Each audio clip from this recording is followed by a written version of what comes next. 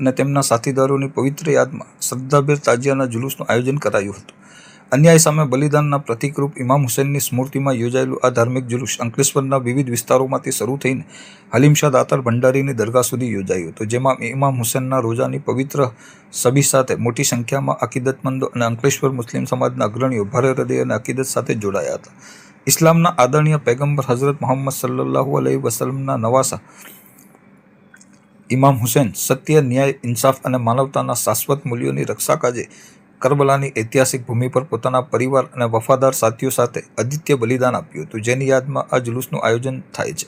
Islamic ઇતિહાસમાં સુવર્ણ અક્ષરે લખાયેલી કરબલાની આ કરુણ ઘટનામાં ઇમામ હુસૈન અને તેમના 72 સાથીદારોએ અન્યાય, અત્યાચાર અને જુલ્મ સામે ઝૂકવાને બદલે સત્યના માર્ગ પર અડગ રહીને શહાદત વરી હતી, જે તેમના આ સંદેશ આજે પણ સદીઓ પછી વિશ્વભરના કરોડો લોકો માટે પ્રેરણારૂપ બની રહ્યો છે. ઇમામ હુસૈનનું આ સર્વોચ્ચ બલિદાન માત્ર કોઈ એક પંથ પૂરતું મર્યાદિત નથી, પરંતુ સમગ્ર માનવજાત માટે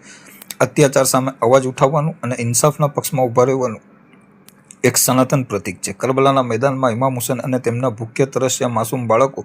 તેમજ સાથીઓએ પાણીના એક એક ટીપા માટે વંચિત રહીને શહાદત સ્વીકારી હતી, જેની સ્મૃતિમાં દર વર્ષે મોહરમ દરમિયાન ઠેર ઠેર પાણીની સબીલો રાખવામાં આવે છે. આ પરંપરા મુજબ અંકલેશ્વરમાં પણ મુસ્લિમ સમાજ દ્વારા આખો દિવસ રાહદારીઓ અને સ્થાનિક નગરજનો માટે ઠંડા પાણી અને શરબતની સબીલોનું સુંદર આયોજન કરવામાં આવ્યું હતું, જેનો મોટી સંખ્યામાં લોકોએ લાભ લીધો હતો. સમગ્ર જુલુસ અત્યંત શાંતિપૂર્ણ, શિસ્તબદ્ધ માહોલમાં સંપન્ન થયું હતું, જ્યાં ઉપસ્થિત સૌ કોઈએ કરબલાના શહીદોની ભીની આંખે શ્રદ્ધાંજલિ અર્પણ કરી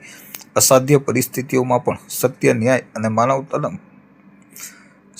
ન્યાય અને માનવતાના માર્ગ પર ચાલવાનો દ્રઢ સંકલ્પ વ્યક્ત કર્યો હતો.